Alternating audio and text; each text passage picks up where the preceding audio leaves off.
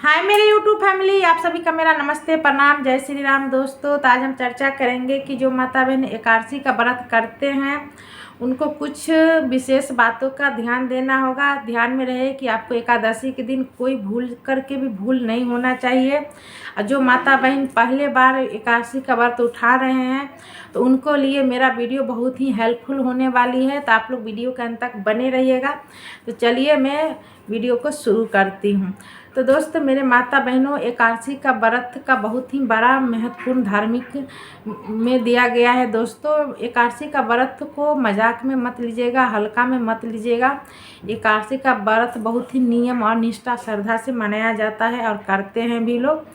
तो एकादशी के व्रत जो माता बहन को काम बनते बनते बिगड़ गए हैं, जो कुमारी कन्या के शादी नहीं हो रहे हैं, किसी माँ को संतान नहीं है, किसी माँ को पुत्र नहीं है, किसी माँ को औलाद नहीं है, कोई बीमारी से जूझ रहे हैं, तो उन सब के लिए ये एकादशी का व्रत बहुत ही महत्वपूर्ण है। दोस्तों, आपको ये सब समस्या हो रही है आपके साथ, तो आप एकादशी का व्रत ज़रूर करें।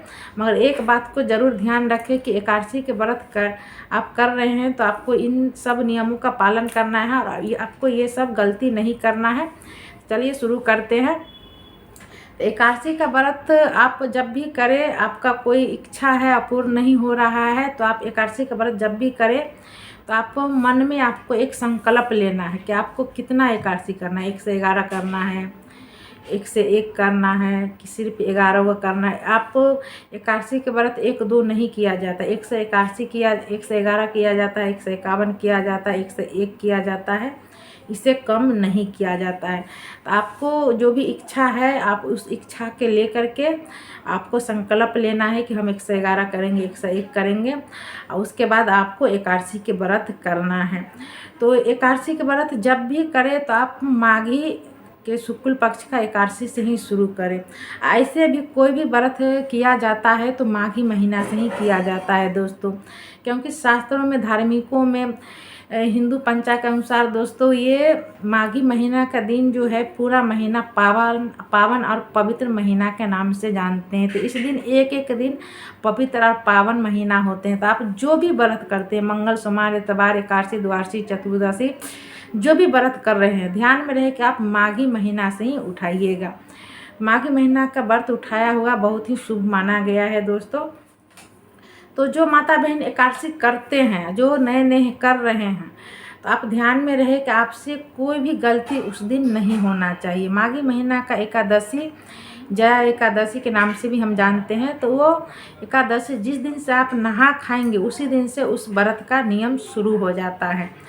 तो एकादशी के दिन हमें किन किन बातों का ध्यान देना चाहिए, तो चलिए शुरू करते हैं दोस्तों। सबसे पहले इस बार का एकादशी का तिथि डेट पड़ रही है आपको 8 तारीख को। आपको 8 तारीख का एकादशी का डेट पड़ रही है। तो इस बार का एकादशी डेट है 8 फरवरी 2025 को मनाया जाएगा दोस्तों। तो इस दिन सुनते हैं कि भाद्रा का भी साया रहेगा। सच में भाद्रा का साया है। तो आप भाद्रा का साया 8 तारीख को 8:57 से लेकर रात 8:15 तक है।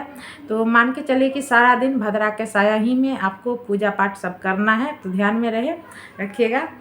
तो एकादशी के से एक दिन पहले आपको अच्छे से नहा धो लेना है। बाल आपको उसी दिन धो लेना है। आपको एकादशी के दिन बाल बिल्कुल भी भूल करके भी बाल में शैम्पू नहीं करना है।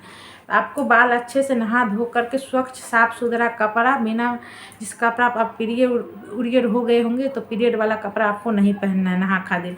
तो आप नहा खा दिन स्वच्छ कपड़ा पहन करके बिना लहसुन प्याज को आपको भोजन ग्रहण करना है। तो आप उस दिन कितना माता बहन बोलते हैं कि क्या हम चावल खा सकते हैं, तो हाँ, आप उस दिन चावल खा सकते हैं। एकादशी के दिन आपको नहीं खाना है। आप जिस दिन नहा खा रहे हैं उस दिन आप चावल खा रहे हैं, आपको इच्छा है चावल खाने की तो आप चावल खा सकते हैं। अगर आपको इच्छा नहीं है तो आप रोटी भी खा सकते हैं, दाल, रोटी, सब्जी बिना लहसुन प्याज को आप ग्रहण कर सकते हैं। वही जिस तरह आप दिन में खाए उसी तरह आप रात में भी खाइएगा। उसके बाद एकादशी के दिन, नेक्स्ट दिन, जिस दिन आपको एकादशी रहेगा उस दिन आपको बहुत विशेष छोटी छोटी बातों का ध्यान में देना है। सबसे पहले उस दिन आपको गुस्सा नहीं करना है। आपको गुस्से में बच्चा हो, परिवार हो, पति हो, किसी पर भी दुर्भाषा, दुर्भाग्य भाषा आपको नहीं बोलना है। मुँह से गंदा भाषा, अशुभ भाषा नहीं निकलना। कहता है कि उस दिन जो व्यक्ति एकादशी करके जो भी बोलते हैं उनका बात लग जाता है, क्योंकि उस दिन एक डान का जस उसको शरीर में प्रवेश रहता है। तो आप उस दिन आप भूल करके भी गलत भाषा नहीं बोलिएगा, अपना हाथ से कोई गलती नहीं कीजिएगा, जीव जंतु का हत्या नहीं करिएगा, ध्यान में आप दीजिएगा। आपको घर आंगन साफ सुथरा करना है, नीपा पोती झाड़ झूड़, तो आप एक दिन पहले ही आप कर लीजिएगा। जिस दिन आप बाल धो करके नहा खाइएगा उसी दिन आपको घर को स्वच्छ सुथरा साफ सुथरा बना लेना है। एकादशी के दिन सिर्फ आपको एकादशी के दिन सुबह ब्रह्म मुहूर्त में आप उठिएगा। ये नहीं 8 बजे 7 बजे सो के उठेंगे, ऐसा आपको कदापि नहीं करना है। एकादशी में सुबह ब्रह्म मुहूर्त में उठा जाता है दोस्तों। तो अगर आपके अगल बगल में नदी तालाब है तो आप नदी तालाब सरोवर पवित्र है तो आप उसमें जाकर स्नान कर सकते हैं, तो और अच्छी बात है। अगर व्यवस्था नहीं है तो आप घर में भी बाल्टी में या जो भी में पानी से नहाते हैं उसमें गंगा जल डाल करके आप स्नान कर लीजिएगा, आपका शरीर पवित्र हो जाएगा।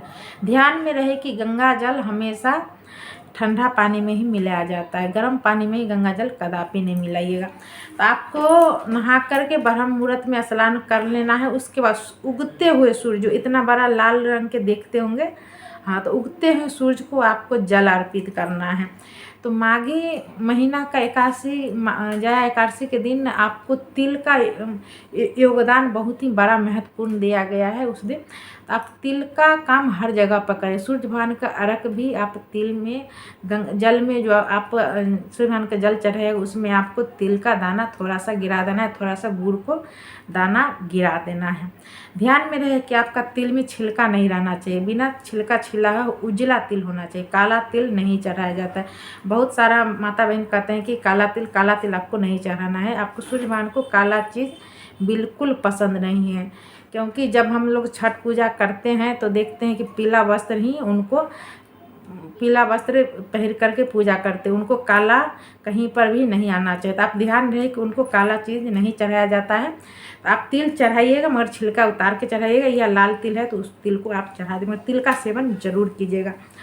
तो उसके बाद आप सूर्य भगवान को जल अर्पित करने के बाद माँ तुलसी को आपको भी पूजा करना है, घंटी के साथ पूजा करना है, आरती के साथ पूजा करना है। और माँ तुलसी को हो सके तो आप कच्चा दूध की व्यवस्था है तो आप कच्चा दूध डाल करके माँ तुलसी को स्नान करवाए तो और बेहतर रहेगी।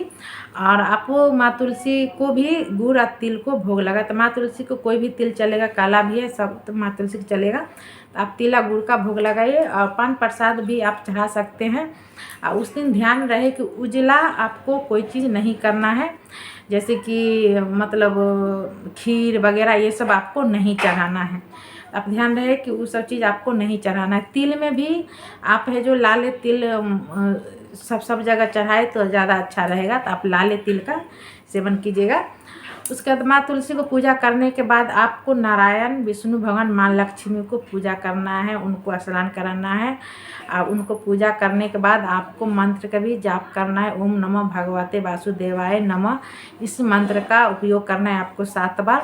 माँ लक्ष्मी और नारायण को इस दिन एकादशी में पूजा किया जाता है, तो माँ लक्ष्मी और नारायण जी को सच्ची श्रद्धा और निष्ठा से कल जोड़ करके आपको संकल्प लेना है कि हे विष्णु भगवान, हे नारायण, हे माँ लक्ष्मी, मेरा ये इच्छा नहीं पूर्ण हो रही है, मैं आप इस इच्छा को लेकर के आपके चरणों में आई हूँ, मैं इतना एकादशी करूँगी। आप संकल्प ले लीजिएगा 111 जो आपको सक्षम है, शरीर जो सक्षम करेगा उतना ले लीजिएगा।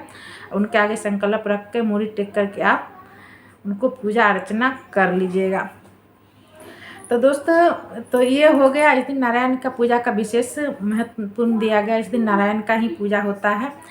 तो आप हो सके तो उसके बाद है जो इस दिन दान का भी बहुत बड़ा महत्वपूर्ण दिया गया है दोस्तों। तो दान में आपको जो सक्षम है आप वो दान कर सकते हैं, मगर ध्यान में रहे कि आप उस दिन चावल दान नहीं कीजिएगा। चावल उजला चीज़ ना आप दान कर सकते हैं, नहीं भोग में आप चढ़ा सकते हैं। उस दिन दाना का भी भोग नहीं लगाया जाता है, तो उस दिन नारायण को आप दाना का भोग नहीं लगाइएगा। उस दिन आप पीला चीज़ का भोग लगाइएगा, संतोला है, आम है, सेब है, तो ये सब पीला चीज़ आप ध्यान में रखिएगा, पीला चीज़ का ही भोग लगाइएगा नारायण जी का। आपको चावल का बिल्कुल सेवन उस दिन नहीं करना, ना दान में करना है, ना भोग लगाना है, ना खीर बनाना है। चावल को दूर रखिएगा, क्योंकि एकादशी के दिन चावल नहीं देखा जाता है, ना चढ़ाया जाता है, ना ही छुआ जाता है। इसका विशेष ध्यान आपको देना पड़ेगा। तो दोस्तों इस दिन दान का बहुत बड़ा महत्वपूर्ण है। तो आपको दान में जो सक्षम है, पैसा है, जैसे फल फूल वगैरह है, तो आप कर सकते हैं। तिल है तो आप तिल का दान जरूर करिएगा। इस दिन तिल का बहुत बड़ा महत्वपूर्ण है, तिल का दान भी बहुत करिएगा। उसका आपको कल नेक्स्ट हो करके द्वादशी में आपको फिर से आपको सुबह सुबह ब्रह्म मुहूर्त में भी स्नान करना है। उसके बाद फिर माँ तुलसी का पूजा करना है, सूरज भगवान को अर्घ देना है, भगवान विष्णु भगवान को फिर से आपको पूजा अर्चना करके उनको आरती करके उनका मंत्र ओम भगवते वासुदेवाय नमः का मंत्र जाप करके आपको व्रत को तोड़ना है। तो आपको एक दूध है तो दूध ले लीजिए, नहीं तो जल में तुलसी का पत्ता थोड़ा सा मुँह में डाल करके आप पी करके व्रत को तोड़ सकते हैं। अगर आपका पास घर में भोजन बना हुआ है तो आप भोजन ग्रहण कर सकते हैं, नहीं तो आपको कुछ फल वगैरह भी खा सकते हैं। तो ध्यान रहे कि आपको उस दिन भी आपको लहसुन प्याज नहीं खाना है, द्वादशी के दिन भी। तो इस दिन ये एकादशी करने में बहुत ही महत्वपूर्ण बात को जानकारी रखना पड़ता है। दोस्तों एकादशी का व्रत कोई छोटा मोटा व्रत नहीं है। अगर किसी का आप बताइएगा कि हम एकादशी करते हैं तो आदमी अचंभा हो जाते हैं, एकादशी का व्रत करते हो, क्योंकि एकादशी का व्रत में बहुत ही महत्वपूर्ण बातों का ध्यान देना पड़ता है। इसीलिए सभी लोग नहीं करते हैं, बहुत सारे लोग नहीं भी करते हैं। तो दोस्तों मेरा वीडियो कैसा लगा आप लोग का कमेंट में ज़रूर बताइएगा और जय श्री राम ज़रूर लिखिएगा।